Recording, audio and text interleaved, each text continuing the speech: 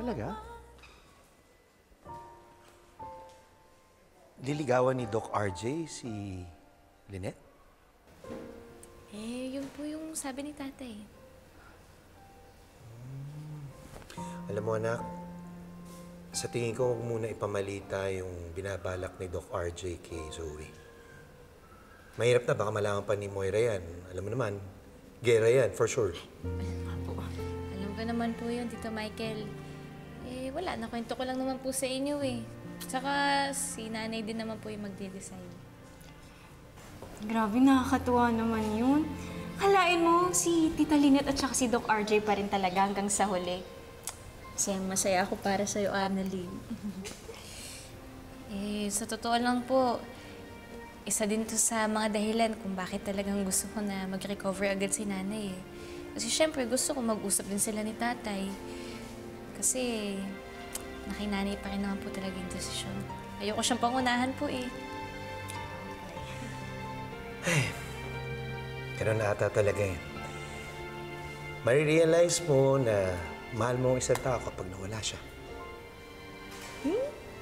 Ba't parang may hugot po, Tito Michael? Anong hugot na sinasabi niyo? Ay. Walang hugot. Anong hugot? Sir Michael, ito may nakapagsabi lang naman po sa akin na hindi naman ako yung na... Na?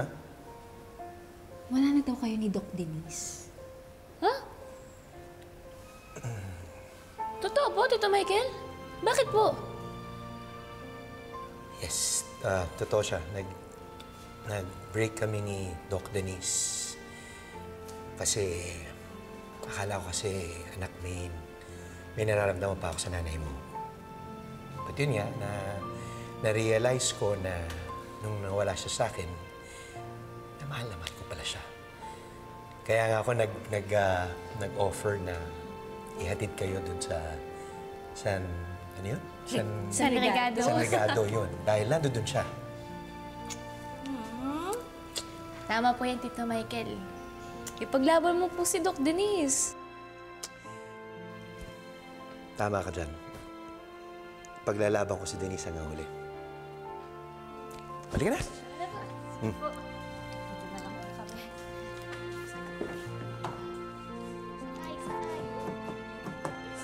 Ay!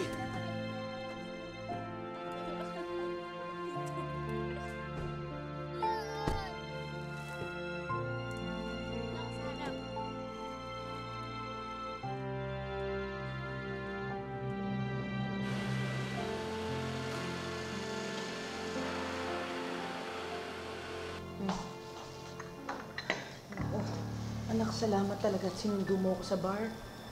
O, basta ilak mo na lang yung pinto pag alis ko, ha? Teka, aalis ka ulit?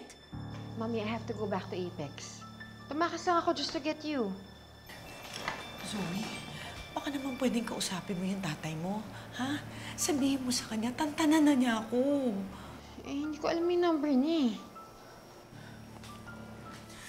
Natatakot talaga ako, anak. Mommy, you are safe here. Tsaka, binili na rin kita sa mga guard to check up on you regularly. Duda ako kung kaya nila akong protektahan kay Carlos. Mommy, ano ba? Huwag ka nga masyado maparaning. Try to get some rest, okay? Tapos, bukas pagbalik ko, pag-usapan na lang natin kung ano yung gagawin natin kay Doc Carlos. O, sige, basta bumalik ka kaagad, ha? Hindi ata ako Rest, makakatulog okay? nito, eh. Sige na, I have to go. Lock mo yung door.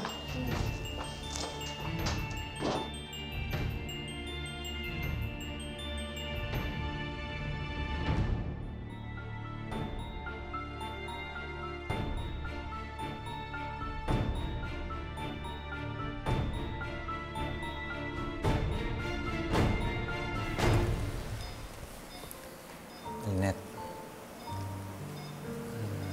nakausap ko na yung anak natin. Nagpaalam na ako sa kanya.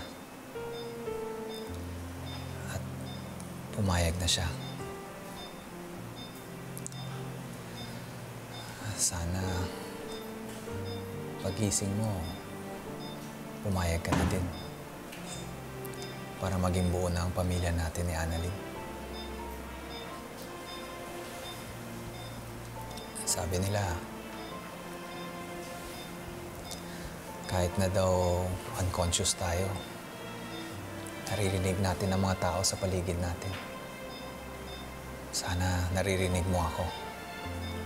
At sana pumayag ka rin na maging buo ang pamilya natin.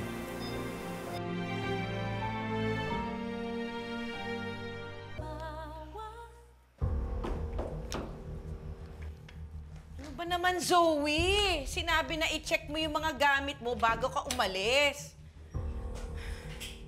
Ano naman ba yung naiwan mo? Carlos! Oh my God! Ano makakataas ngayon? Ano? Anong meron? Bakit mo ko itumuro? Ha?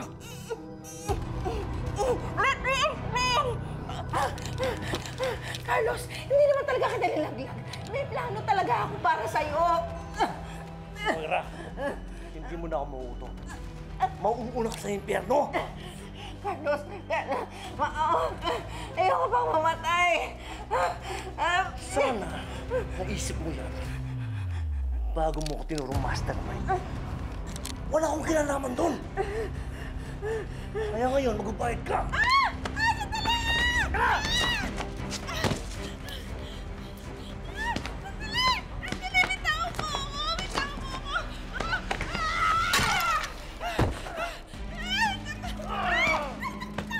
Ano? Wala ka ba?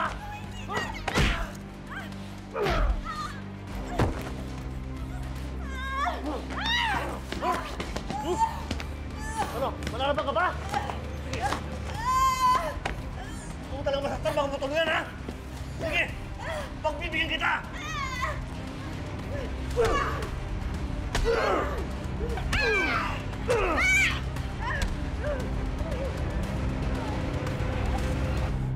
Wag! Wag, please! Wag! Kaya magdasal ka na! Dahil katapusan mo na.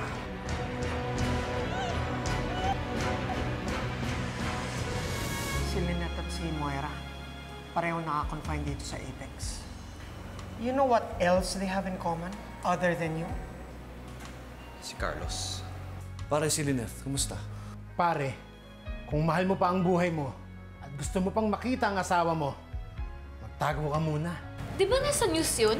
Na may TSV outbreak sa Sudan? Oh, teka lang, Dok. Ano yung TSB? Yung trans-systemic virus. Kasing deadly siya ng Ebola. Doktora Annalyn, alam kong genius ka. Pero hindi mo linya yung disease outbreak na yan. Hindi ka epidemiologist, doktora. Dok, wala siyang pulse. Code blue.